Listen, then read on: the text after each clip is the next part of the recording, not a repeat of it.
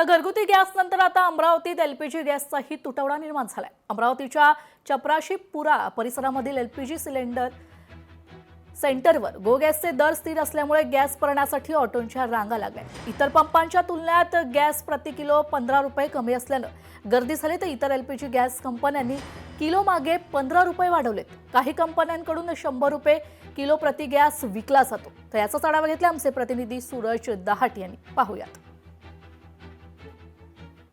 आखाती देशामध्ये सुरू असलेल्या युद्धाचा परिणाम जो आहे तो महाराष्ट्रावर मोठ्या प्रमाणात जाणवू लागलेला आहे। घरगुती गॅस सिलेंडर नंतर जर पाहिलं तर आता एलपीजी गॅसचा सुद्धा अमरावतीमध्ये मोठा तुटवडा या ठिकाणी निर्माण झालेला आहे।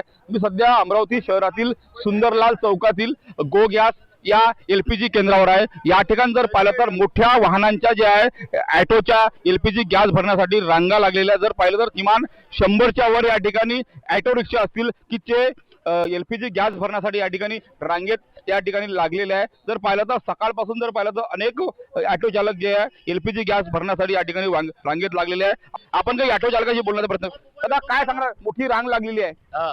आता इकडच्या साईडला 85 रुपयापर्यंत भेटून झाला, इकडच्या साईडला गेलो 100 रुपये भेटून झाला एलपीजी गॅस। निश्चित एकूणच जर पाहिलं तर गॅसचा तुटवडा देखील आहे। मात्र दुसरीकडे जर पाहिलं तर एलपीजी गॅसच्या भावामध्ये देखील मोठी तफावत आहे। या ठिकाणी गर्दी आहे, त्या ठिकाणी जर पाहिलं तर 85 रुपये या ठिकाणी दर आहे। त्यामुळे इतर ठिकाणपेक्षा 15 रुपये स्वस्त दराने या ठिकाणी एलपीजी गॅस ऑटो रिक्षा चालकांना मिळतो। त्यामुळे या ठिकाणी जर पाहिलं तर मोठी रांगा ऑटोच्या या ठिकाणी लागून राहिलेल्या आहेत। सूरज दहाट, लोकशाही मराठी, अमरावती।